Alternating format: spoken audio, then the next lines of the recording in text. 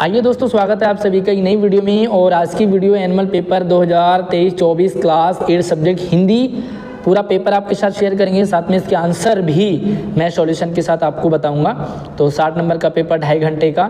पहला प्रश्न आपके पास एक पैसेज है और ये पैसेज आपको अनरीड है। अनरीड का मतलब ये 7th क्लास का चैप्टर है और नीलकंठ वाला। तो आपको क्या करना है, सबसे पहले एक बार वीडियो को लाइक कर लो और अपने दोस्तों को भी शेयर जरूर कर दें ताकि आपके दोस्त भी अपने मार्क्स चेक कर पाएँ। तो आपने पैसेज पढ़ लिया होगा। भाई चैनल पर पहली बार आए तो सब्सक्राइब कर लो क्योंकि यहाँ पर आपको सिर्फ सीखने को मिलता है। पहला प्रश्न है, गद्यांश के अनुसार किसने अपने आप को सेनापति या संरक्षक नियुक्त कर लिया था? तो ये अच्छा आंसर था, नीलकंठ। दूसरा प्रश्न है, गद्यांश के अनुसार नीलकंठ सवेरे ही सबको एकत्रित क्यों कर लेता था? तो वो खाना खिलाने के लिए सबको वहाँ ले जाता था जहाँ खाना मिलता था, है ना। और वहाँ पर वो रखवाली भी करता था, लेकिन वो ले जाता क्यों था? ताकि वो खाना खा सके वहाँ पर, ठीक है। अब दूसरा हमारा है कि एक दिन का जो चैप्टर था आपके पास 7th में, एक दिन का आँख में मेरी पड़ा। तो भाई वीडियो को लाइक ज़रूर कर लें और आप हमारे इंस्टाग्राम से भी हमें ज़रूर कांटेक्ट करें। इंस्टाग्राम पे भी हमें फॉलो कर लीजिए, व्हाट्सएप चैनल पे भी हमें फॉलो कर लीजिए। सारी लिंक आपको वीडियो के डिस्क्रिप्शन में है। पहला प्रश्न है कि मैं घमंडों में भरा, ये किसके लिए आया है? तो ये आया है कवि के लिए। कवि ने खुद के लिए कहा है कि मैं घमंडों में भरा हुआ था, ठीक है। दूसरे हैं, काव्यांश के अनुसार ऐंठ कैसे भागी? तो ऐंठ भागी दबे पाँव। दबे पाँव का मतलब होता है चुपचाप भागना, कहते हैं दबे पाँव भागना, ठीक है। अब यहाँ पे आपको कुछ ग्रामर के क्वेश्चंस हैं। प्रश्न है, अपना शब्द का विलोम शब्द आपको पता करना है। तो अपना का विलोम होता है पराया। व्यक्तिवाचक संज्ञा आपको पहचान करनी है। तो संज्ञा 3 प्रकार की होती है, जातिवाचक, भाववाचक और व्यक्तिवाचक। तो व्यक्तिवाचक इसमें देखिए, पुस्तक एक जाति है, जवानी भाव है, त्रिभुज भी एक जाति है, लेकिन जो गंगा है वो आपका सही उत्तर है क्योंकि गंगा एक व्यक्तिवाचक है, ठीक है। आपको किसी भी सवाल में कोई भी डाउट हो तो आप मुझे कमेंट कर सकते हैं। समान शब्द में प्रयुक्त उपसर्ग क्या है? उपसर्ग तो ये है सम। पहला वाला ऑप्शन क्लियर है। जगदीश का संधि विच्छेद आपको बताना था, तो इसका होता है जगत जमा ईस, ठीक है। जगत जमा ईस, जो ता है वो दा में बदल जाता है, ठीक है। तो ये जगदीश बन जाता है। फिर आगे यहाँ पर एक साइकिल की सवारी, जो भी आपका चैप्टर है साइकिल वाला, पुडुकोट्टई की महिलाओं वाला, यहाँ पर साइकिल आंदोलन है। तो प्रश्न यहाँ से शुरू होते हैं। पहला प्रश्न है, गद्यांश के अनुसार महिलाओं को किस कार्य से आत्मविश्वास मिला? तो भाई उन्हें मिला साइकिल आंदोलन से, ठीक है। पहला ऑप्शन करेक्ट है। दूसरा प्रश्न है, गद्यांश के अनुसार साइकिल आंदोलन का सबसे महत्वपूर्ण परिणाम, हालांकि वो अपना सामान खुद लाते थे, ये भी करते थे, स्वयं पानी लाना भी होता था, है ना, लेकिन सबसे ज़्यादा है कि पुरुषों पर उनकी निर्भरता अब कम हो गई, है ना। पुरुषों पर निर्भर होते थे, तो ये ज़्यादा है। इसका आंसर जो है आपका घ है।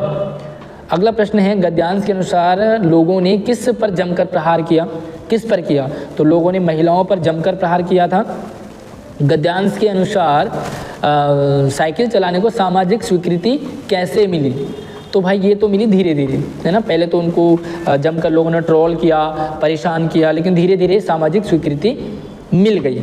अब यहाँ पर जो कबीर की साखियाँ हैं उनसे रिलेटेड क्वेश्चंस हैं कि माला तो कर में फिरे, जीव फिरे मुख माई, मनवा तो दहु दिसी फिरे, यह तो सुमिरन नाही।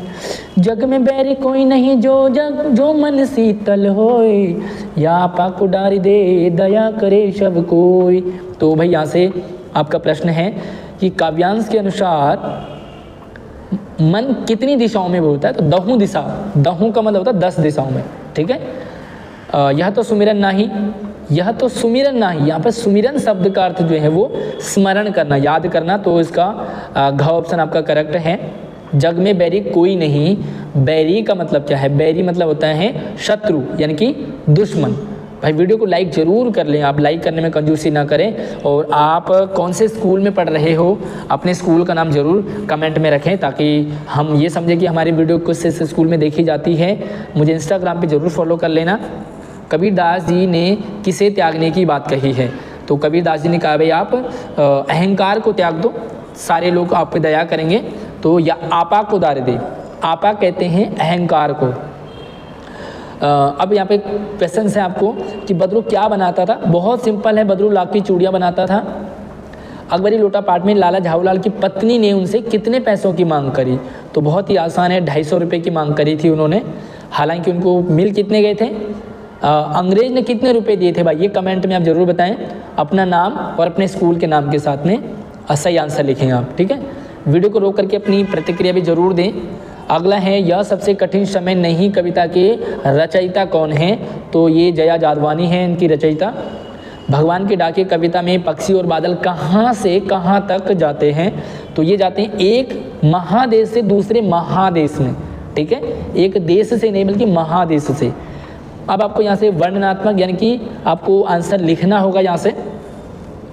तो भाई साहब हमने पास प्रमोशन पॉलिसी पर भी वीडियो डाली है, किस तरह से कौन सा बच्चा पास होगा कौन सा फेल होगा, तो आप उस वीडियो को भी ज़रूर देख लें।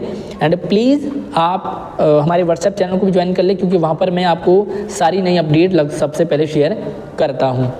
यहाँ पर प्रश्न है कि दिन रात में समास कौन सा है? तो दिन और रात, आज और कल, माता और पिता। तो यहाँ पर समास है आपका द्वंद्व समास, ठीक है। तो भाई मैंने वीडियो बनाई थी, आपको शेयर भी की थी, आप लोगों तक मेरी वीडियो ज़रूर पहुंची होगी समास से रिलेटेड। आगे है सार्थक शब्द में मूल शब्द क्या है? सार्थक शब्द में मूल शब्द क्या है? तो भाई साहब यहाँ पे देखेंगे, ध्यान से समझे, आप कंफ्यूज भले हो सकते हो लेकिन सही उत्तर आपको हमारे ही चैनल पे मिलेगा। स आपका उपसर्ग है प्लस अर्थ आपका स उपसर्ग है, अर्थ आपका मूल शब्द है, एंड अक आपका क्या है? प्रत्यय है। तो मूल शब्द पूछा है, मूल शब्द क्या आपका? अर्थ मूल शब्द है। आगे देखोगे, नमक शब्द का भाववाचक संज्ञा। तो ये काफ़ी कन्फ्यूजन वाला सवाल है। हालांकि आंसर आप नमकीन ही लिखोगे, लेकिन नमकीन शब्द जो है विशेषण भी है ना, विशेषण में भी इसका आंसर आता है। तो आप नमकीन लिख सकते हैं, आपको पूरा आंसर मिल जाएगा। पीले फूल लेकर के आओ, तो यहाँ पर आपको विशेषण छांटना है, विशेषण है आपका पीला, ठीक है, विशेषण। अब यहाँ पर आपको शॉर्ट आंसर लिखने छोटे से, भगवान के डाकिए किसको कहा है? तो यहाँ पे आप लिखेंगे भगवान के डाकिए पक्षी और बादल, ठीक है, पक्षी और बादल को भगवान के डाकिए कहा है। दूसरा है, यह सबसे कठिन समय नहीं कविता के अनुसार चिड़िया तिनका कैसे ले जाती है? तो चिड़िया जो है वो चोंच में दबा करके तिनका ले जाती है। तो पूरा आंसर आप लिखें। दूसरा है, तीसरा, कबीर के अनुसार इस संसार में कब आपका कोई शत्रु नहीं होता? तो जब आपा को डाली दें, जब आप घमंड अहंकार छोड़ देंगे तो आपका कोई शत्रु नहीं होगा, है ना। और अगला है, सूरदास के पद में कृष्ण यशोदा से क्या पूछते हैं? सूरदास के पद में कृष्ण यशोदा मैया से पूछते हैं कि मैया कब ही बढ़ेगी चोटी, मतलब मेरी चोटी कब बड़ी होगी, ठीक है। अब यहाँ पर फिर से छोटे से आंसर है आपके पास कि लाख की चूड़ियाँ पाठ में लेखक बदलू को क्या कहकर बुलाता था? तो लेखक जो है पूरा लिखेंगे, लाख की चूड़ियाँ पाठ में लेखक बदलू को मामा न कह करके काका बुलाता था, ठीक है, काका। दूसरा, पुडुकोट्टई किस जिले में है? तो ये था तमिलनाडु, ठीक है, यहाँ पे आंसर अच्छा आएगा होगा आपका। और अगला आंसर है, लाला झाऊलाल से किसने पैसे मांगे? तो ये तो ऊपर आंसर लिखा हुआ है, उनकी पत्नी ने, ठीक है। और अगला सवाल है कि बस की यात्रा में लेखक कहाँ से कहाँ जा रहे थे? तो ये भाई ये पन्ना से सतना जा रहे थे, पन्ना से सतना, इसका करेक्ट आंसर हो गया। अब आपको यहाँ से थोड़ा सा बड़े आंसर लिखने होते हैं, लॉन्ग टाइप के, 30 से 40 शब्दों में, क्योंकि 2-2 नंबर के हैं। जब रुपए पैसे अथवा सिक्कों का चलन नहीं था तब लोग सामान कैसे खरीदते थे? तो भाई लाख की चूड़ी में आपने देखा होगा बदरू क्या करता था? वस्तु विनिमय करता था, है ना, वस्तु विनिमय, यानी कि एक सामान लेना और दूसरा देना, सामान के बदले सामान लेना देना होता था, वस्तु विनिमय, जब पैसे नहीं थे। दूसरा, यदि आपको किसी जगह की यात्रा करनी हो तो आप कैसे तैयारी करेंगे? तो भाई 2 तैयारियों को बताएंगे। सबसे पहले तो अपने लिए कपड़े वगैरह ले जाएंगे, है ना, उसके बाद अपने लिए बीच में खाने पीने का सामान लेकर के जाएंगे, इसीलिए, है ना, कुछ दवाइयाँ वगैरह लेकर के जाते हैं। तो इस तरह से आप 2-3। बाकी आप जो हैं छुट्टियों में कहाँ घूमना चाहते हैं, कहाँ जाना चाहते हैं, कहाँ की यात्रा करना चाहते हैं, मुझे कमेंट में ज़रूर लिखें, ठीक है। अगर आपको हमारे उत्तराखंड चलना हो तो आप मुझे ज़रूर बताएं, मैं आपको अपने गाँव ले चलूँगा। अगला प्रश्न, अकबरी लूटा पाठ में अंग्रेज साहब का क्या शौक़ था? तो अंग्रेज़ का था भाई नई नई चीज़ें खरीदना, नई नई चीज़ें का शौक़ था, क्योंकि अंग्रेज़ का जो दोस्त था डगलस, उसको भी नई नई चीज़ें, जो पुरानी चीज़ें खरीदने का, संग्रह करने का शौक़ था, और अपने दोस्त से वो कंपटीशन करता था डगलस नाम के। अगला प्रश्न है, पानी की कहानी पाठ में हाइड्रोजन और ऑक्सीजन को पुरखा क्यों कहा? पुरखा मतलब पूर्वज। तो भाई क्यों कहते हैं पूर्वज किसी को? क्योंकि हाइड्रोजन और ऑक्सीजन से मिलकर के ही पानी का निर्माण होता है, पानी बनता है। जैसे हम अपने पूर्वज किसको कहें? दादा दादी, ठीक है, दादा दादी हमारे पूर्वज हैं, या पापा मम्मी, क्योंकि इनसे हम पैदा हुए हैं, ठीक है। क्या निराश हुआ जाए में पाठ में लेखक के कई बार धोखा खाने के बावजूद भी वो निराश नहीं होते। क्यों?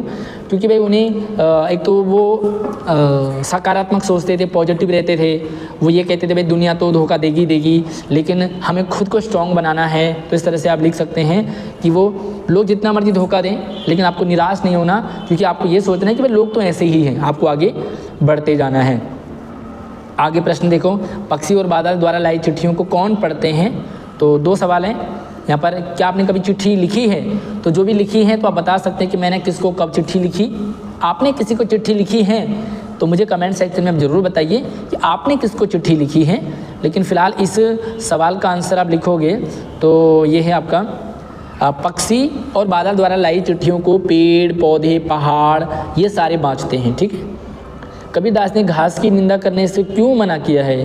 तो घास का मतलब होता है कमज़ोर लोग या जो गरीब होते हैं, जो असहाय होते हैं।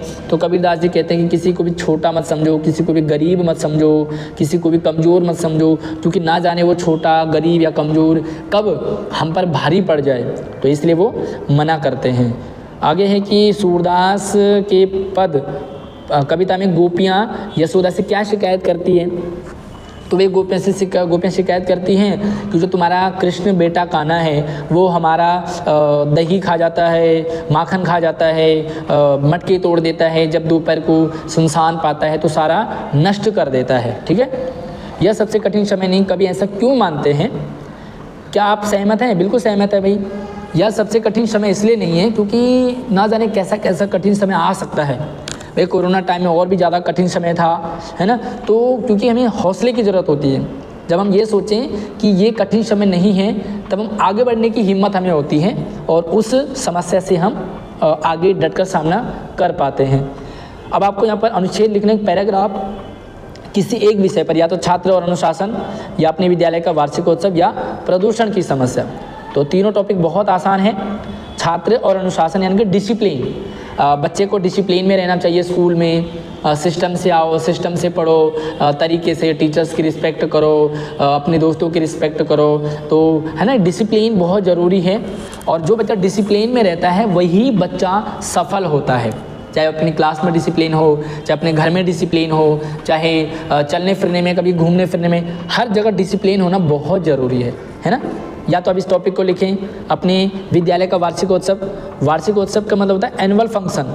आपने एनुअल फंक्शन आपके स्कूलों में, हर किसी स्कूल में होता है, तो भाई आप लोगों ने उसमें पार्टिसिपेट भी किया होगा। बहुत सारे बच्चे गाते हैं, गाना वगैरह गाते हैं, या कोई ड्रामा वगैरह करते हैं, डांस करते हैं, बहुत सारे बच्चों को प्राइज़ भी मिलता है।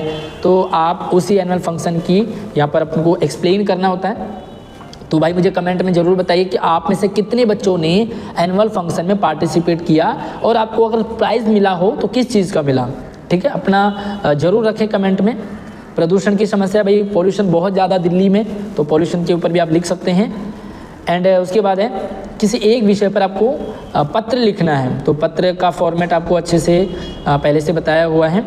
आपको क्या करना, आपकी साइकिल की चोरी हो गई है, तो चोरी हो गई तो आपने इसकी सूचना देना है SHO थाने में, ठीक है। तो आप लिखेंगे सेवा में श्रीमान थाना प्रभारी महोदय, अपने जगह के थाने का एड्रेस डालेंगे, फिर विषय लिखेंगे साइकिल चोरी होने के संदर्भ में। महोदय सविनय निवेदन इस प्रकार है कि मेरी साइकिल इतने तारीख को यहाँ से चोरी हो गई है और मैंने वहाँ रखी थी, ठीक है। तो अतः आपसे निवेदन है कि इस साइकिल का पता लगवाएं, आपकी बहुत कृपा होगी, मुझे साइकिल की बहुत ज़्यादा ज़रूरत है। धन्यवाद। अपनी डिटेल आप ज़रूर डालें। या तो आप ये वाला कर लें, आगामी परीक्षा में अच्छे अंक आए हैं आपके प्राप्त करने के लिए, आगामी परीक्षा में आने वाले परीक्षा में आपके अच्छे अंक आए तो आपने छोटे भाई को पत्र लिखना है। तो छोटे भाई को लिखेंगे प्रिय भैया, जो भी आपका भाई है उससे लिखें हाल चाल पूछे थोड़ा भाई से। फिर लिखें कि भाई पढ़ाई में ध्यान दो, घूमना फिरना नहीं है, फ़ोन ज़्यादा नहीं चलाना है, काम की चीज़ें ही देखो, आशीष सर के चैनल से पढ़ाई करो, आपको अच्छी पढ़ाई मिलेगी, है ना, तो आपके अच्छे नंबर आएंगे, है ना। तो सर सारे अपडेट देते हैं, सारा पढ़ाई के पेपर वगैरह शेयर करते हैं। तो ये सारी चीज़ें आप लिखेंगे और आप लिखो कि भाई पढ़ाई पर ध्यान दो, है ना, पढ़ाई ही जीवन का आधार है। और इस तरह से आप नीचे अपना नाम, आपका प्यारा भाई और अपना नाम लिख करके, तो ये पेपर था आपका। भाई जल्दी से मुझे कमेंट में बताइए कि आपके कितने नंबर आ रहे हैं भाई। नीचे लिखेंगे 60 और ऊपर कितने आ रहे हैं कमेंट में रखिए। आप मुझे इंस्टाग्राम पे ज़रूर फॉलो कर लीजिए, व्हाट्सएप पे फॉलो कर लीजिए। व्हाट्सएप और इंस्टाग्राम चैनल का लिंक आपको वीडियो के डिस्क्रिप्शन में दे दिया गया है। और बाकी आपने कौन कौन से आपने एसओएससी का भी फॉर्म भरा होगा, तो एसओएससी का रिजल्ट कितने बच्चे इंतज़ार कर रहे हैं आप कमेंट में रखिए। अगली वीडियो में मिलते हैं, तब तक आप अपना ख्याल रखिए। धन्यवाद।